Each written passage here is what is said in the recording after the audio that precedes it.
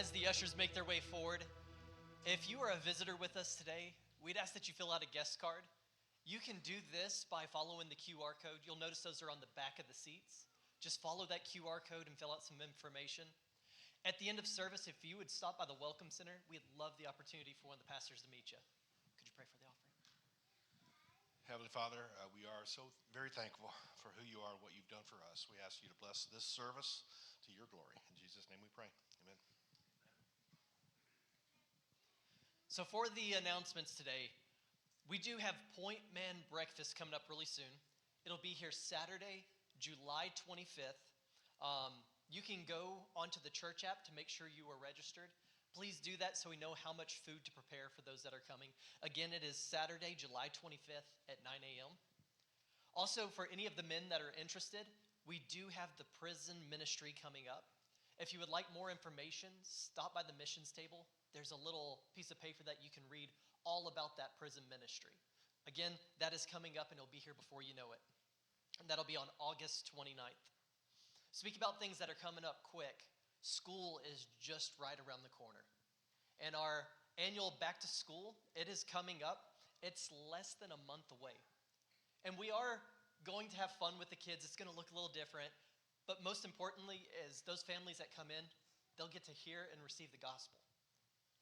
If you would like to participate and help us, we're going to do it a little different this year. We're not giving out a gift card. Instead, what we're going to do is we're getting a backpack and filling it with school supplies. To sponsor a kid in a backpack, it does cost about $25. So if you would like to participate and help donate towards this, it's $25. Just mark on the envelope either BTS or back to school, and we'll make sure that fund gets allocated to the right area. If you would, let's stand up and let's shake hands as the praise band plays.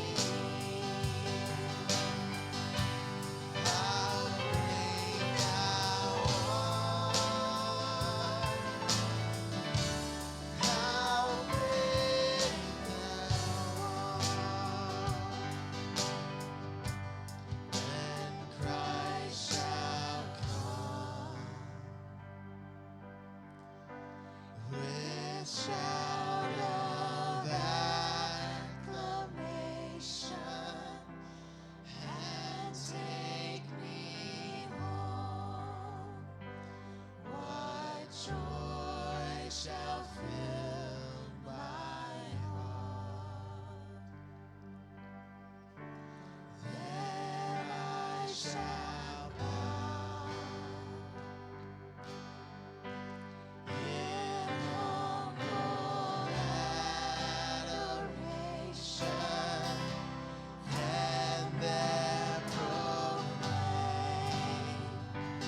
my God, how great thou art.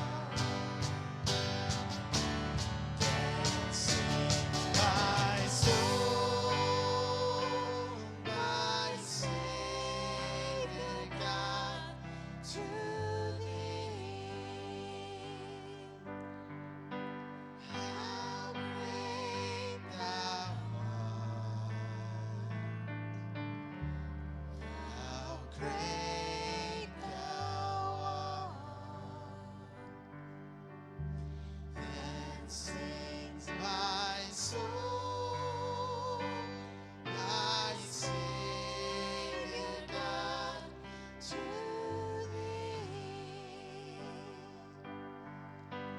How great thou art. How great thou art. How great thou art. How great thou art.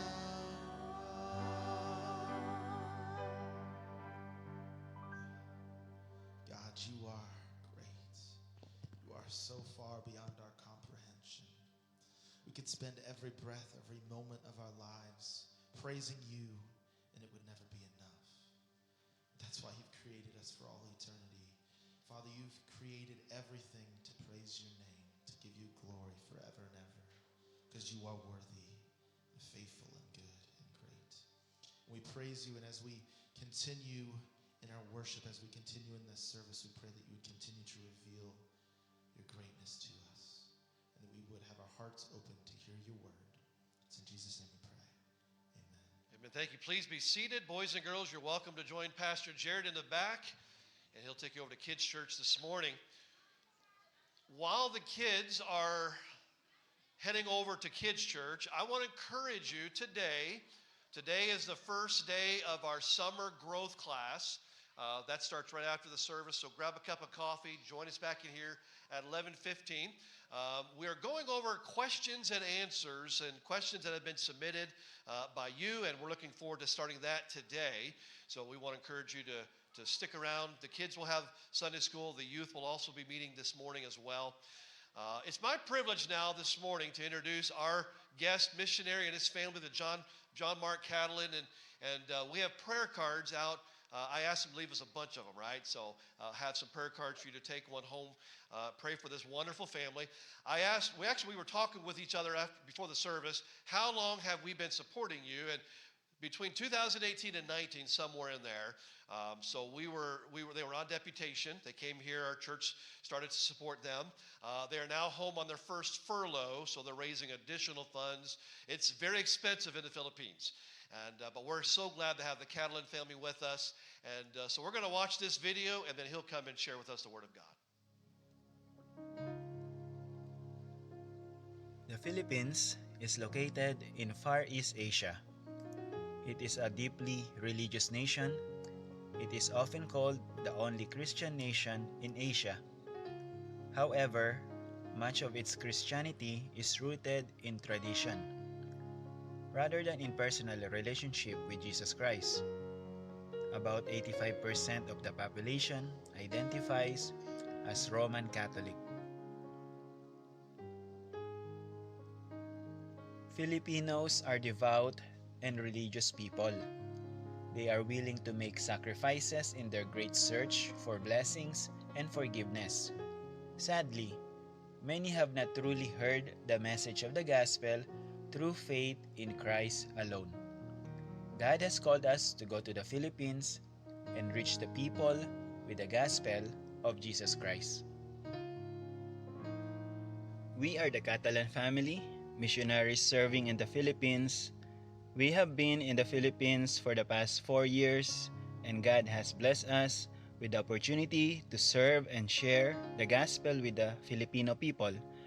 During our first 2 years on the field, we worked alongside a pastor in Manila while Christine attended language school and continued learning the culture. After 2 years, the Lord led our family to Imus City, Cavite, just south of Metro Manila, with the burden and vision of planting a new church. Imus City is like the suburbs of Manila. It has a land area of 20 square miles with a population of almost 500,000. With the vision of planting a new church, we began by going soul winning, building relationships in the community, and starting discipleships. Through these opportunities, God opened many doors, and several people continued to grow in their faith and desired to follow Him. Over time, these gatherings grew and led to the beginning of a new church, Gospel Way Baptist Church. When we first started meeting, the Lord provided a property with a structure that we were able to use for our services. After about a year, we needed to relocate due to circumstances beyond our control, but God was faithful and quickly provided another place for us to meet. We began renting 3 rooms in a commercial building. 2 of the rooms were combined by removing the wall between them to create our main auditorium. While the third room became our children's ministry area, it has been a blessing to watch God provided each step of the way. We praise the Lord for every soul that was led to the Lord through the ministry in Imus City, Cavite. The vision and mission of fulfilling the Great Commission continues, and the Philippines is an open field. Our desire is to be used mightily by God as we follow His calling in our life to bring the light of the gospel to the Filipinos. We are very grateful for your prayers with us. Please continue to lift us up in your prayers as we continue to serve God. Lastly, please pray that God would provide a land where we can build a permanent church building for the church at Imus City, Cavite. Thank you so much again for your prayers and partnership with us.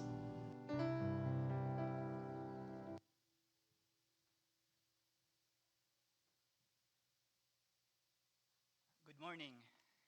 It's a blessing for us to be here, and we are so grateful for you, for your partnership and prayers for us. We were able to do what God calls us to do in the Philippines because of your partnership with us.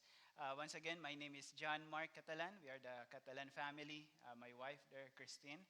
We have 3 children. The last time that we were here, we only have 2. Now we have 3. But you stick with us through all the years from the time that we were here. Um, Even during COVID, you stick with us, and we're just grateful to have a church that like you, that are faithful in partnering with us. Um, as you see in our video, Philippines is dominantly Roman Catholic. And if you talk to people there, if you ask them, we ask them, why are you RC or why are you Roman Catholic? They will just say, because our parents or our grandparents are. So it's more like a culture there. So with that, the blessing in the Philippines is an open country. So when I say open country, it's not like an Islam country. So we can talk to anyone there, and there's nothing easy when sharing the gospel, but there's always someone that is looking and wanting to know the to get to be saved, wanting desire for them to really the true way of salvation, which is the faith in Jesus Christ alone. Um, the challenge there in the Philippines, which I would like to ask you to pray, is space. That's the challenge. If you've been to New York City, it's like that. Real estate are expensive. We are praying for a land, but we don't know when or if that's the exact land that they will give, that God will give us. But I know God promised God will build this church. So I ask the church to please pray for us. Just to give you an idea how much it is 1/4 acre, and it's already on sale or a deal for 330,000. If it's not on sale, it's 450,000. 1/4 acre. Um, so it will be a miracle when God provided that. So just pray for us for that. And next year,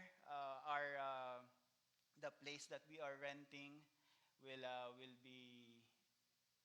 end, and we are praying for a bigger place. It's a commercial place, commercial building, or I think you call it here storefront, something like that. It's 500 square feet, and we average 40. Average 40 in attendance. All of them are members. Those are 18 years old and above. We did not include children there.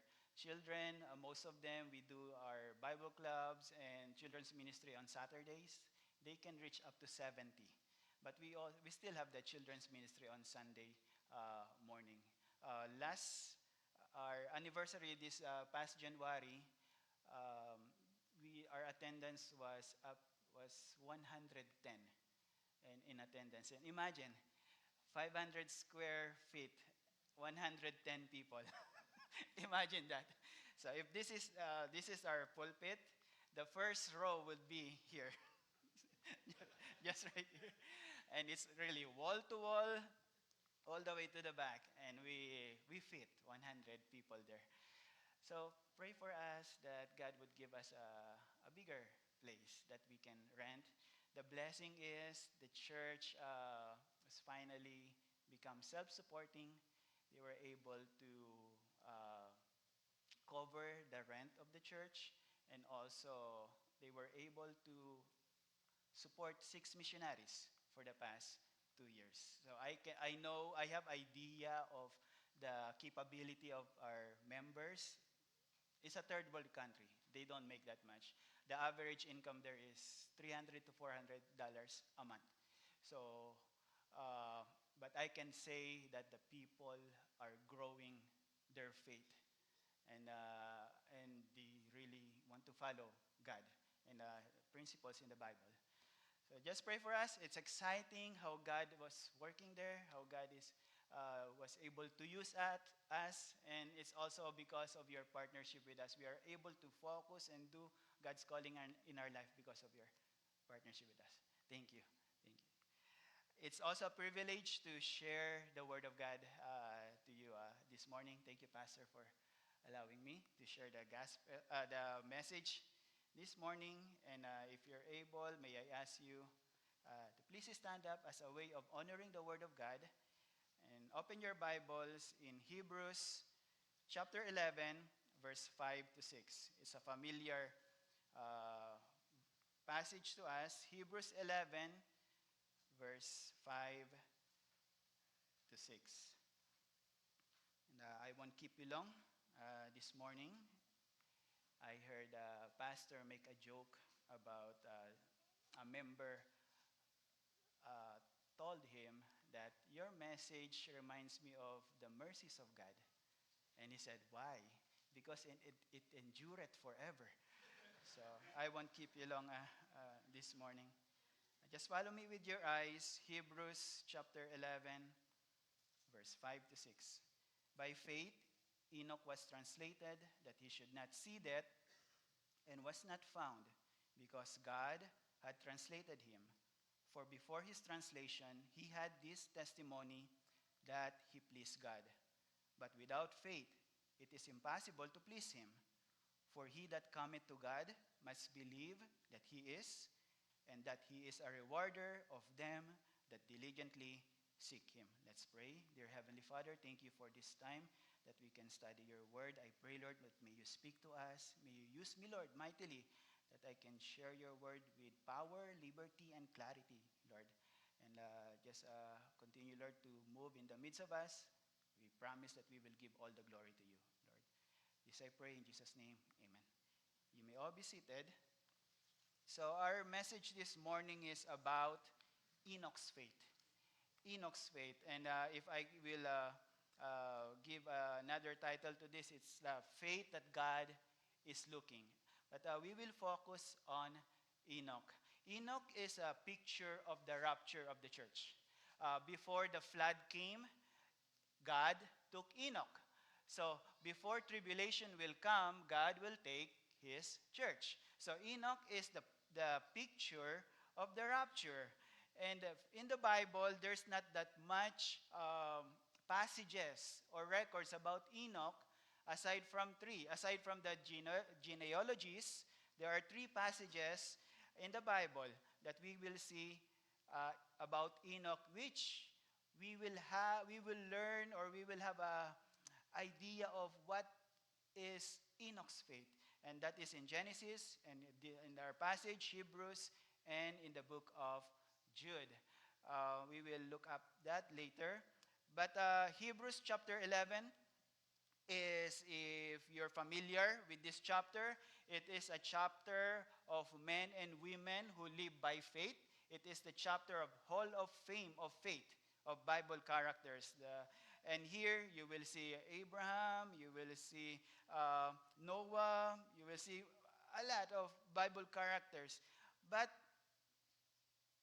for me, when as I read this, you will notice right away Enoch as you read this passage. So it's like Enoch stick out in this passage for me. And it said here, he have a simple testimony, a simple but powerful testimony. His testimony is, he pleased God. He pleased God. And in this world today, you will notice that people want to please themselves, right? This world wants to please themselves. This world wants to gain everything. They want position, they want wealth, they want everything because they want to please themselves. The people here in this world. But Enoch have this testimony. He desired to please God. Not himself, but God. In this, the life that really matters why we are here in this world is for us to give glory to God, right? And for us to please God. And this is the faith that God is looking for us to please Him, for us to completely trust and depend God, right? Here, I just would like to share to you three things that we will learn about Enoch's faith, how he was able to please God. So first thing that I would like to show you here is he walks with God. So faith walks with God. If you open your Bibles in Genesis chapter 5, verse 21, it said here, Genesis chapter 5, verse 21, first time that Enoch was mentioned. And Enoch lived 65 years and begat Methuselah. And Enoch walked with God after he begat Methuselah 300 years and begat sons and daughters. And all the days of Enoch were 365 years. And Enoch walked with God, and he was not, for God took him. It said here that Enoch walked with God. He started walking with God after he have Methuselah. He was 65 years old. And for the next 300 years, he consistently, faithfully walked with God. So meaning, pretty much, he was faithful. He was faithful walking with God. He was in times of sickness or health, in times of blessing or trials, in times of richness or poverty. He is consistently, faithfully walking with God. Now, the question here, what does it mean to walk with God? What does it mean to walk with God? To walk with God, it means you are in complete agreement with God. You are in daily fellowship with God, and you are in complete agreement with His Word. Everything He said in His Word, you are in agreement with God. So, just to give you an example, a husband and wife that are not in agreement, they are not walking together, right? A Christian that said that they are a Christian but live a worldly life, they are not walking with God. Here, Enoch walking with God, it means he is in agreement and fellowship with God. There's a verse in Amos chapter 3, verse 3. Can two walk together except they be agreed? That's a question. The answer is no. No one can walk together if they don't agree. Here, Enoch was walking with God. His faith walks with God. Now, another question here. Is it hard to live the Christian life in Enoch's days? Answer is yes, it is.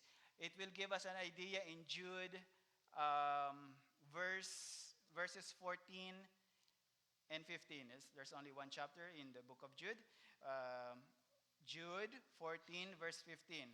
It said here, and Enoch also, the seventh from Adam, prophesied, meaning preach. He was preaching, prophesied of this, saying, Behold, the Lord cometh with 10,000s of his saints, to execute judgment upon all, to convince all that are ungodly among them of all their ungodly deeds, which they have ungodly committed, and of all their hard speeches, which ungodly sinners have spoken against him. So here, Enoch was prophesying. Enoch was preaching. What? He is like saying that there will be judgment that will come, which is the flood. There will be judgment. Behold, the Lord cometh with 10,000s of his saints. He is preaching to the people there. And it gives us an idea here how the people live. In verse 15, multiple times it mentioned the word ungodly. It means the people live ungodly among them, ungodly deeds, ungodly committed, ungodly sinners, hard speeches. It's just saying here that people are ungodly.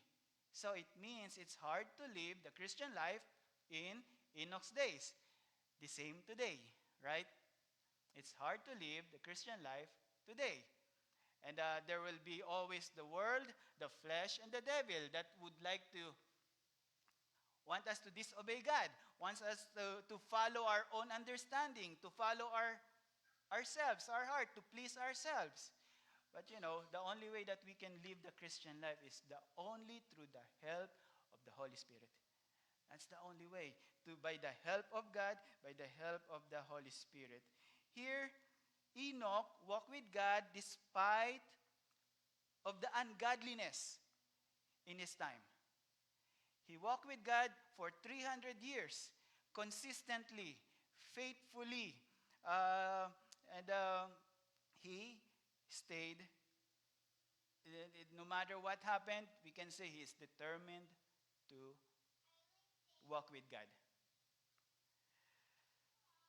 Now, just to be more practical, for us to walk with God,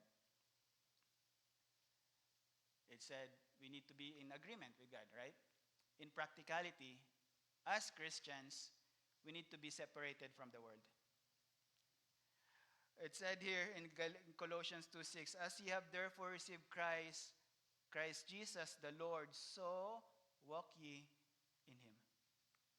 Galatians chapter 5 verse 16. This I say then, walk in the Spirit, and you shall not fulfill the lust of the flesh.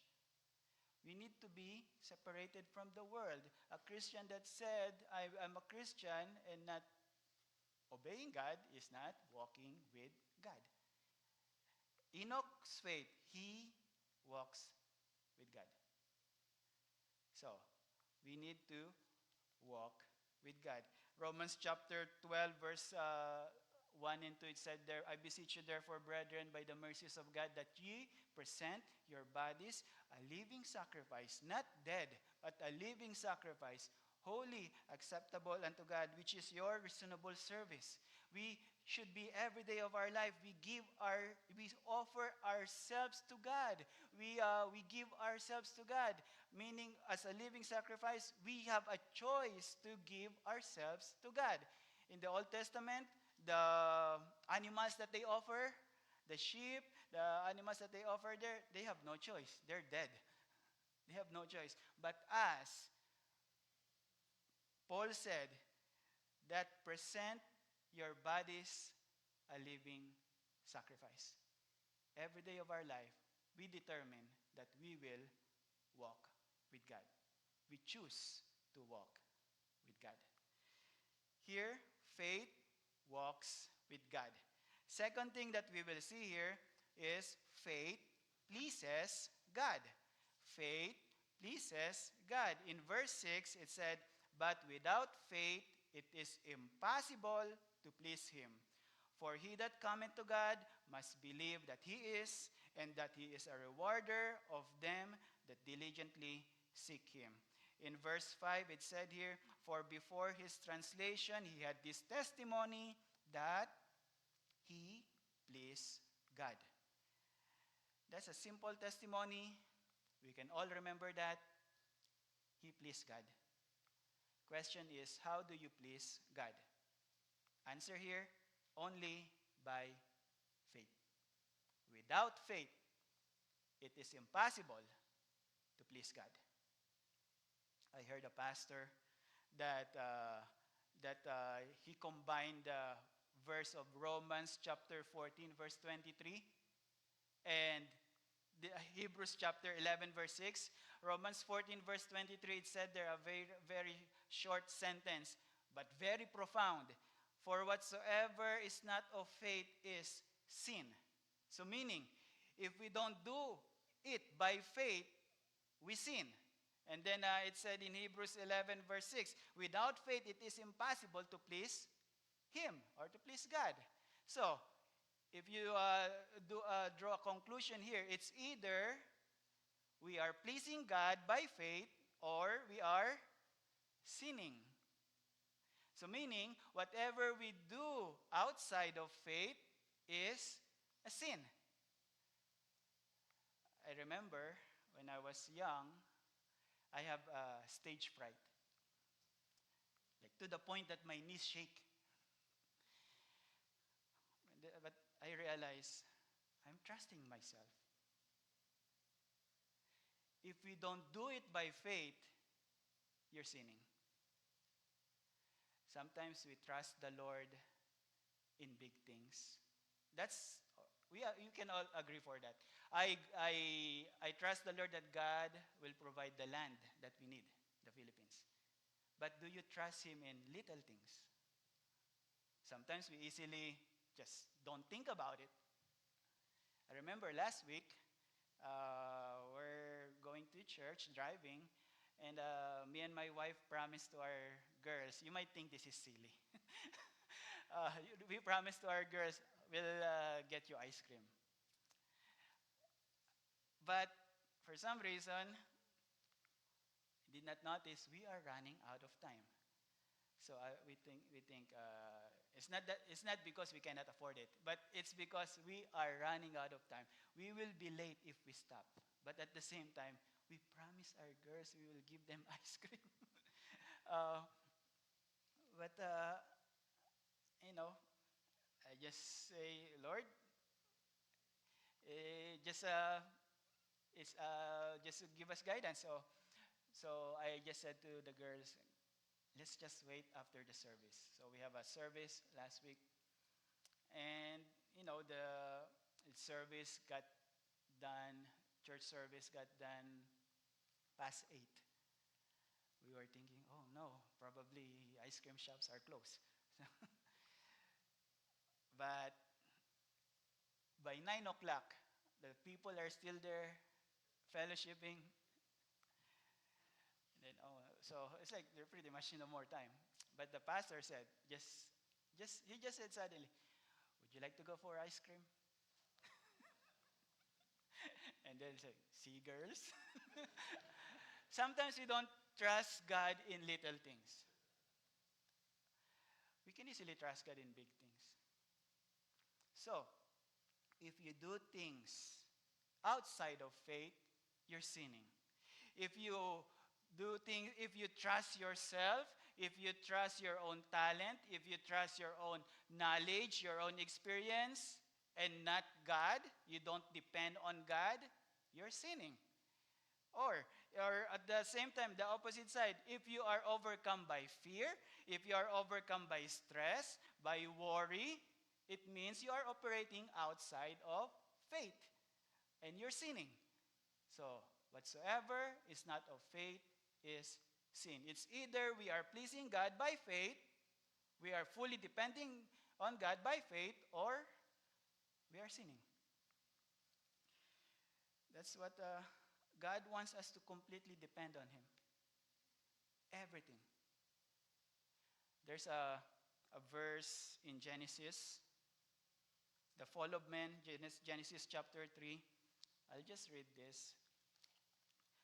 Satan said to Eve in Genesis chapter 3 verse 4, and the serpent said unto the woman, ye shall not surely die. For God doth know that in the day ye eat thereof, then your eyes shall be opened, and ye shall be as gods, knowing good and evil. What does Satan means here? You shall be as gods, knowing good and evil. Meaning, when Eve do what Satan wants her to do, it means she don't have to depend on God. She don't need to have faith in God. You shall be as gods, knowing good and evil. And that's the start of the fall of men. So here, that's what Satan wants us to do, to depend on ourselves or to depend on something and not to God. That's why God said, if you don't do things by faith, you are sinning. Whatsoever is not of faith is sin. The only way to please God is by faith. Here, Enoch's faith, he pleases God. So we see here, faith walks with God, faith pleases God. Last thing that I would like to show you here in same verse, Hebrews 11 verse 6,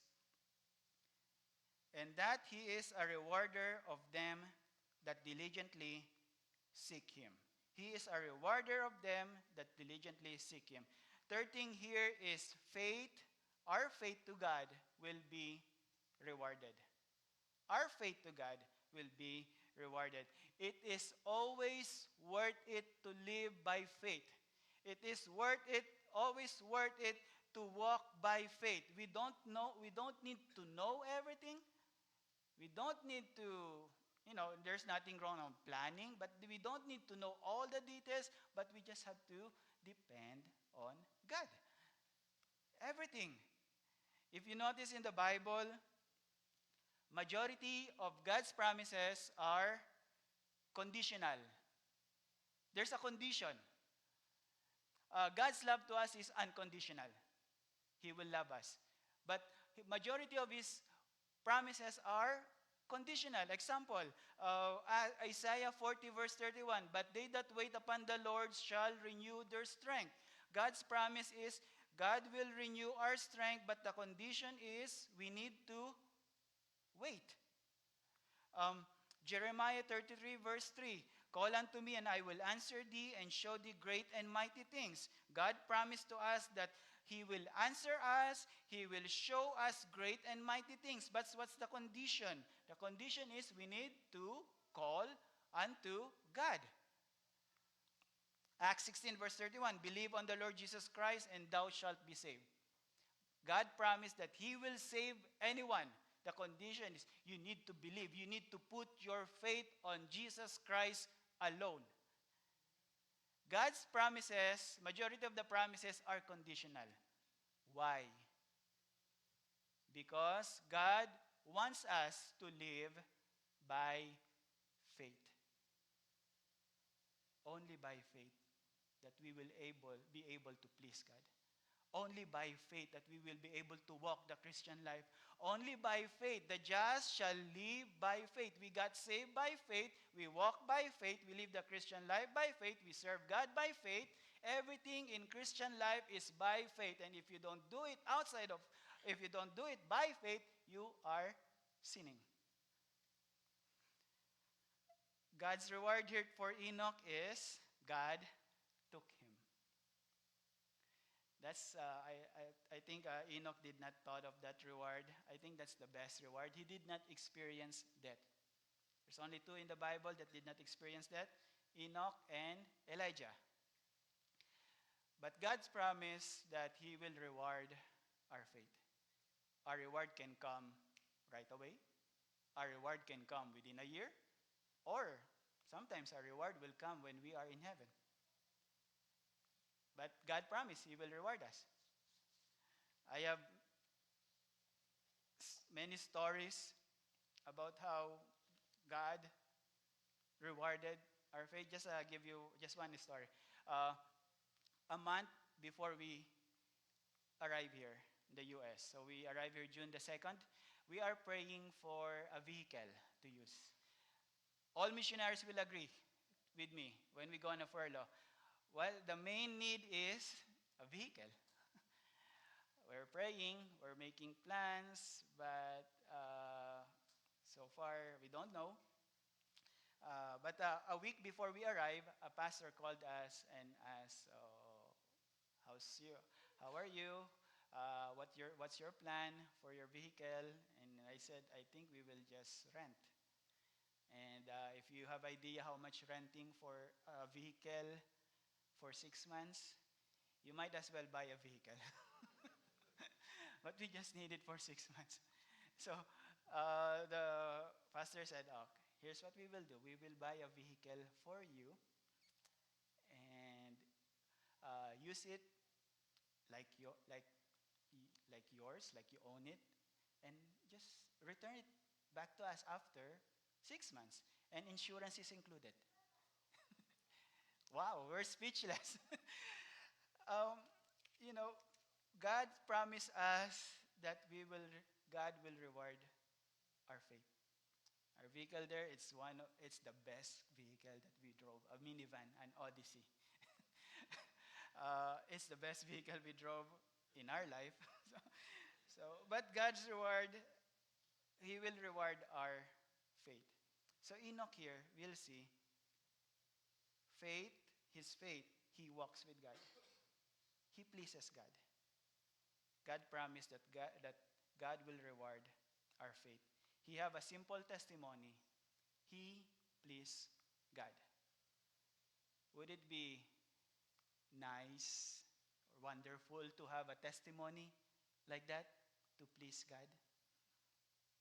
I pray that all of us will have a desire to always live by faith to please God. It's either we're living by faith or we're sinning.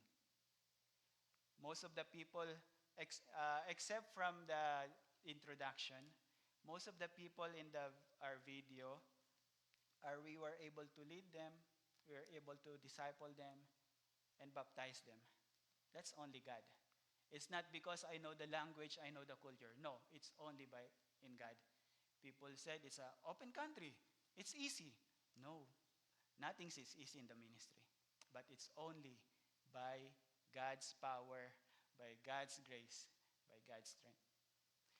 And we're grateful that we're privileged and grateful that the Lord was able to use us there in the Philippines. Just continue to pray for us. I pray that the message was a blessing to everyone. Let's pray. Dear Heavenly Father, Lord, thank you, Lord, for your reminder to us. Thank you, Lord, for the opportunity serve you, saving us. Thank you, Lord, for the opportunity to live by faith. Lord, I pray, help us, Lord, to continue to live by faith. Lord, continue to bless this church. Continue, Lord, to use this church for your glory. And Lord, I pray for everyone here, if they have that may you help everyone to apply these truths in their life, your word, Lord, in their life. And just continue, Lord, to increase our faith for you. Thank you so much, Lord, for your reminder for us. We love you, Lord. Yes, I pray in Jesus' name. Amen. Pastor? Amen. I'm going to ask you if you would just to bow your heads. And while you're reflecting on what Brother Catalan said this morning, it was a powerful reminder of what it takes to please God. But let me just ask you this one question. If there was one thing that can be said about you, could it be that you walked with God? That question continued to permeate my thinking during his sermon this morning.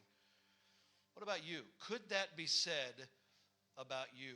If not, what steps do you need to take today to get in line where you can walk with God, to be in agreement with God? If so, how can you continue to foster and cultivate that kind of a relationship? If you're here this morning and you do not know the Lord as your Savior, you say, I don't know what it takes to walk with God because I don't know him. We want to encourage you. If that's you, do not leave this building without getting that matter settled. We have folks from our prayer team that will be glad to help you in the back as you leave today, and they'll take you aside and show you from God's Word how you can know Jesus Christ as your personal Savior. But whatever decision you need to make today, I pray that you will make that today and apply it to your life. Father, now I pray, Lord, that you would have your will and way in all of our hearts. Help us, Lord, draw us closer to you. Whatever decision we need to make today, help us, Lord, to do that by faith. We know that's the only way that we can please you. And Lord, we know that you reward our measure of faith in this walk. And we just pray, Father, that you will have your will and way in all of our hearts. I pray in Jesus' name. Amen. Let's all stand together while our heads.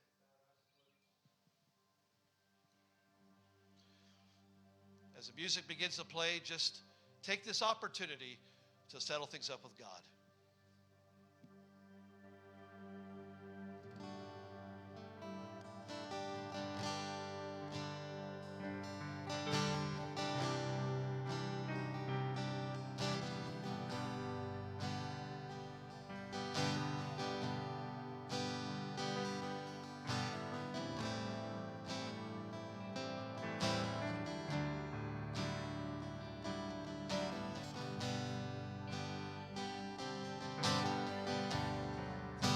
Sings my soul,